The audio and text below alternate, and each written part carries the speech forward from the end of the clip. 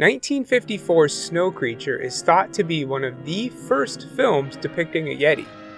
With it being so old, we can cut it some slack for the special effects, but how does the rest of the film hold up? Let's find out.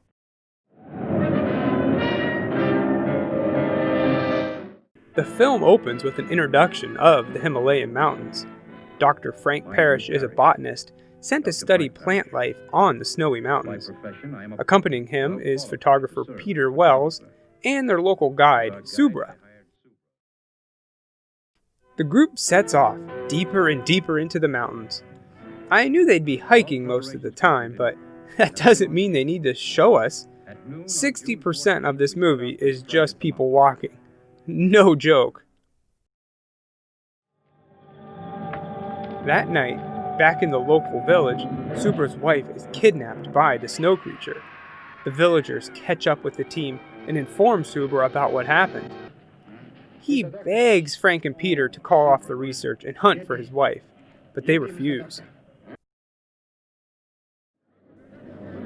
The next morning, Subra, not caring about the expedition anymore, is splitting up the men to comb the area to look for the creature.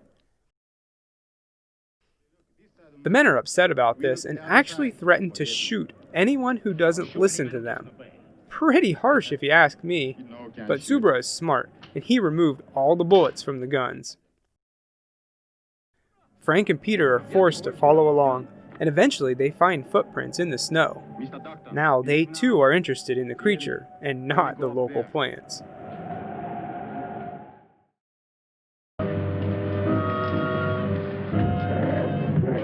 A lot happens, but it's mostly just walking around until eventually they spot a cave, which has to be the Yeti's home. It isn't long until they find the creature with its mate and a child. Subra wants revenge and tries to shoot the creature, but the men stop him. They want it alive. And then, for some reason, the beast pulls the wall down, knocking it out and killing the two other Yetis. The men are able to load it up on a stretcher and haul it down the mountain. In the village, everyone settles their differences, and they allow the men to take the snow creature back with them to LA. They get a special freezer shipped to them and head home.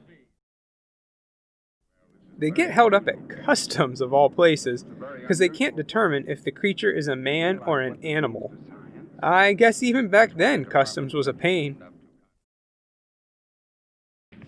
While waiting for an agent to inspect the creature, it breaks out of its icy prison. He's no King Kong, but he starts going on a killing spree throughout the city. Mapping out the deaths, they find that the creature is using the sewer tunnels to run around the city undetected.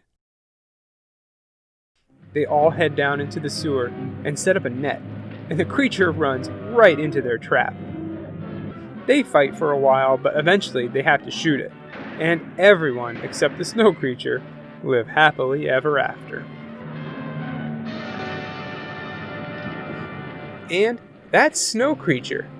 Definitely a product of its time. The 50s saw a rise of the Yeti in popular culture. In 1951, an Everest expedition brought back this photo, and Popular Science posted this photo in 1952, so it was on everyone's minds. It's just the Snow Creature cashed in on it. It's not an unwatchable film, but it is boring at times. It's a good movie to put on if you want to try and get something else done. It was the 50s, so I'm not going to rag it for the effects, and the music was pretty good, but they should have just cut out all of the hiking and made it a half-hour TV show. I give the Snow Creature 2 out of 4 Yeti custom forms. Wonderful tonic.